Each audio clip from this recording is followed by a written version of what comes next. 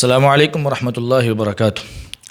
پچھلی ویڈیو میں آپ بھائیوں کے سامنے مفتی شمائل ندوی صاحب کی پہلی ٹرم کا خلاصہ رکھا گیا جو کہ آسان اور عام فہم انداز میں تھا۔ آج ہم ملحد جاوید اختر صاحب کی باتوں کو آپ کے سامنے رکھتے ہیں کہ انہوں نے اپنی ٹرم میں کیا کہا۔ ان کی پہلی ٹرم میں انہوں نے یہ بات کہی، دیکھیے یہ خدا کا تصور کوئی نیا نہیں ہے، صدیوں پرانا ہے۔ کچھ مذہب 3000 سال پرانے ہوں گے، کچھ 4000، لیکن انسان کچھ تقریباً 12000 سال سے ہے، اور مذہب ہمیشہ رہا ہے۔ یہ مذہب جاہلوں کے نہیں تھے، یہ مذہب معاشرے کے اپنے تھے، جہاں بڑے بڑے فلسفی تھے۔ یہ مذہب مصریوں کے تھے جنہوں نے اہرام مصر بنائے تھے، مذہب رومیوں کے تھے جنہوں نے جمہوریت کی پہلی بنیاد رکھی۔ ان کا جو جوپیٹر تھا، اور اسی طرح لوگوں کے اور بھی بہت سے خدا تھے۔ ان لوگوں کو اپنے ان خداؤں پر اتنا ہی اعتماد تھا جتنا کہ آج کے کسی بھی مذہبی آدمی کو اپنے خدا پر ہوتا ہے۔ عیسائیت سے پہلے مغربی ممالک میں ایک مذہب تھا، ان کا ایک خدا تھا، اس خدا کی بیوی تھی اور اس کے 2 بیٹے تھے، ایک بیٹی تھی۔ جب ان ممالک میں عیسائیت آئی تو وہاں سے وہ خدا چلا گیا۔ تو اگر ہماری تاریخ دیکھتے ہیں تو زیادہ تر ہم دیکھتے ہیں کہ خدا فانی ہے۔ وہ لوگ جو ان خداؤں کو مانتے تھے وہ ناسمجھ نہیں تھے، وہ اپنے دور کے بڑے قابل لوگ تھے، فلاسفرز تھے، سائنسدان تھے، لیکن ان کا مذہب کہاں گیا، ان کے خدا کہاں گئے؟ آج جو خدا دنیا میں ہیں لوگ انہیں مانتے ہیں، پرانوں کو بھول گئے ہیں۔ آپ کو کیا معلوم کہ آگے کیا ہوگا؟ ہم یورپ میں دیکھتے ہیں کہ ان کے چرچ خالی ہیں، وہ اپنے خدا کو بھول رہے ہیں۔ ہر مذہب آپ سے ایمان و عقیدہ مانگتا ہے۔ یہ دوسری بات جاوید اختر صاحب کی تھی کہ ہر مذہب آپ سے ایمان و عقیدہ مانگتا ہے۔ ایمان اور یقین میں فرق کیا ہے؟ اب یہ تو بڑی احمقانہ بات ہوگی کہ کوئی کہے کہ خدا ہے تو مجھے دکھاؤ۔ میں نے تو زمین کا وہ حصہ نہیں دیکھا جو انتہائی شمال میں ہے۔ میں کیوں مانتا ہوں؟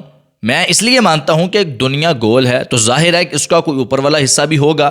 کچھ لوگ وہاں گئے بھی ہیں، عام عقل بھی یہی کہتی ہے کہ وہ ہوگا، ثبوت ہے، گواہ ہیں، وجہ بھی ہے۔ اب ایمان و عقیدہ کا مطلب یہ ہے کہ نہ کوئی گواہ، نہ ثبوت، نہ کوئی وجہ، لیکن تم پر لازم ہے کہ تم اس بات کو مانو۔ اگر کوئی بھی ثبوت ہوتا تو یقین ہوتا، جیسے میرا یقین ہے کہ زمین کا شمال ہے۔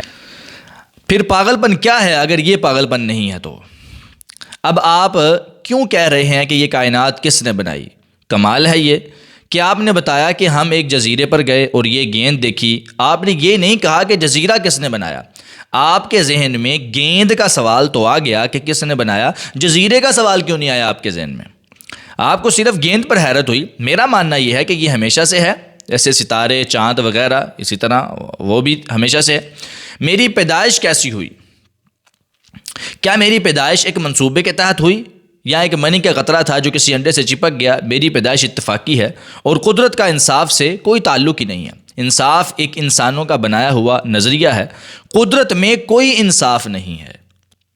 اگر شیر ہرن کو کھا جاتا ہے تو اسے کوئی سزا نہیں ملتی ہے، اور آندھی آتی ہے اور ہرے بھرے درختوں کو اکھاڑ دیتی ہے تو اسے کوئی جیل نہیں ہوتی۔ یہ ایک قسم کا نظام ہے، ہمیشہ سے چل رہا ہے۔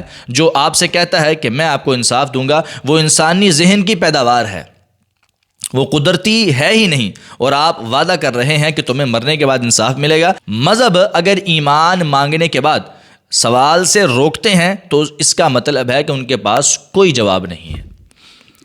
آگے جاوید اختر صاحب نے کہا، شراب زیادہ تر دواؤں میں استعمال ہوتی ہے۔ ایک سروے ہوا امریکہ میں جس میں سب سے زیادہ وہ لوگ جیے جو 2 پیگ شراب پیتے تھے اور کھانا کھاتے تھے۔ جیسے شراب کی عادت بڑھتی ہے، 2 پیگ شراب پینے والا کبھی 2 پیگ پہ نہیں رہتا بلکہ آگے جاتا ہے، تو ویسے ہی مذہب کے 2 پیگ پینے سے مذہب بڑھ جاتا ہے۔ اگر مفتی صاحب تھوڑا مذہب پئیں تو اچھا ہے، جیسے 2 پیگ شراب پینے والے لمبا جیتے ہیں۔ یہ باتیں جاوید اختر صاحب نے کی۔ آگے مفتی شمائل صاحب نے اس کا بہترین جواب دیا۔ حالانکہ جو پہلی ٹرم میں مفتی صاحب نے باتیں کی تھیں، حق تو یہ بنتا تھا کہ جاوید اختر صاحب ان کا جواب دیتے، لیکن ان کے پاس چونکہ جواب نہیں ہے، انہوں نے اپنی جو ہے نا وہ باتیں ادھر ادھر کی مار کے تو انہوں نے ٹائم پورا کر دیا۔ مفتی شمائل صاحب کی باری آتی ہے تو مفتی شمائل صاحب کہتے ہیں، سب سے پہلے جاوید صاحب نے حوالہ دیا کہ خدا فانی ہے۔ کتنے مذہب آئے اور چلے گئے، کسی نے کسی کو خدا مانا، کسی نے جوپیٹر کو مانا، کسی نے را کو مانا، اور کسی نے کس کو مانا۔ میں یعنی مفتی شمائل کہتا ہوں کہ جس نے ایسی چیز کو خدا مانا جو کسی دوسری چیز کی محتاج ہے تو اس نے غلط چیز کو خدا مانا، وہ خدا ہے ہی نہیں۔ ہم تو یہاں اس چیز کو ثابت کرنے آئے ہیں جو کسی چیز کی محتاج نہیں ہے۔ آپ پہلے اپنا موضوع تو چیک کریں، اپنی بنیاد چیک کریں، آپ کس چیز پر بات کرنے آئے ہیں۔ سب سے پہلی بات یہ ہے جو ہم اس پر بات کرنے آئے ہیں کہ جو کسی چیز کی محتاج نہیں ہے، وہ ذات ہمیشہ سے ہے۔ دوسری بات انہوں نے ایمان اور عقیدے اور یقین کی کہی ہے۔ یہ جو انہوں نے ایمان اور یقین کی تعریف کی ہے وہ انہوں نے نہیں کی، ان سے پہلے بھی جو لوگوں نے یہ بات کی تھی۔ مجھے معلوم ہے، مفتی صاحب کہتے ہیں مجھے معلوم ہے کہ یہ کہاں سے تعریف لی گئی ہے۔ نظریہ علمیات کے مطابق آپ ایمان و یقین کی تعریف ایسے نہیں کر سکتے۔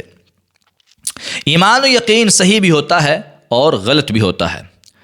جو ایمان و عقیدہ عقلی طور پر ثبوتوں کو مد نظر رکھنے کے بعد صحیح ثابت ہو وہ صحیح ہوتا ہے، اور اگر آپ کہہ رہے ہیں کہ جو ایمان و عقیدہ جس کے پیچھے کوئی عقلی دلیل نہیں ہے نہ ثبوت ہے تو اس میں ہم آپ کی تائید نہیں کر سکتے۔ ہم ایسے ایمان کو ایمان مانتے ہی نہیں ہیں۔ ایمان میں ثبوت ہوتا ہے، دلائل ہوتے ہیں، ایمان میں ساری کے ساری وجوہات ہوتی ہیں، اور یقین جو ہوتا ہے وہ ایسے نہیں کیا جاتا۔ یقین کے اندر بھی ساری کے ساری عقلی دلائل اور دوسرے نقلی دلائل سارے موجود ہوتے ہیں۔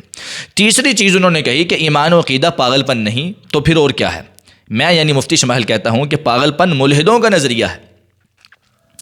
اس کی وجہ یہ ہے کہ آپ ایک باغ میں جائیں اور وہاں دیکھیں کہ پھولوں کے ساتھ لکھا ہوا ہے میں جاوید اختر صاحب سے پیار کرتا ہوں۔ پھول ہیں اور پھولوں کے ساتھ یہ بات لکھی ہوئی ہے، تو کیا آپ یہ کہیں گے کہ کیا یہ قدرتی کرشمہ ہے، خود بخود بن گیا ہے، خود بخود لکھا گیا ہے کہ جاوید اختر صاحب سے پیار کرتا ہوں؟ نہیں، بلکہ آپ کہیں گے کہ کسی نے کیا ہی خوبصورتی سے اس کو بنایا ہے اور لکھا ہے۔ تو میرا یعنی مفتی شمائل کا سوال یہ ہے کہ یہ جو کائنات ہے جو اتنی اچھے سے بنی ہے، اتنے اچھے سے چل رہی ہے اور ہر چیز اتنے اچھے سے کام کر رہی ہے، یہ خود بخود بن گئی ہے؟ وہ لکھنے وہ جو آپ دیکھتے ہیں کہ جہاں پہ لکھا گیا ہے تو آپ کہیں گے یہ کسی نے لکھا ہے۔ یہ چھوٹا سا کام جو ہے وہ خود بخود نہیں ہوتا بلکہ کسی نے کوئی اس کو کرتا ہے، تو پھر اتنی بڑی کائنات خود بخود چل رہی ہے، اس سے بڑا پاگل پن اور کیا ہوتا ہے؟ یہ ملحدوں کا پاگل پن ہے۔ جاوید صاحب نے کہا کہ آپ نے گیند کی طرف توجہ کی ہے لیکن جزیرے کی طرف توجہ نہیں کی، جزیرے کو نہیں دیکھا۔ تو اس کا جواب یہ ہے کہ گیند کو کس نے بنایا؟ یہ میں نے سوال کیا تھا گیند کو کس نے بنایا، یہ میں نے مثال دی تھی یہ سمجھانے کے لیے کہ جزیرے کے بارے میں بھی یہی سوال کریں کہ جزیرے کو کس نے بنایا۔ یہ نہ کہیں کہ جزیرہ خود بخود بن گیا۔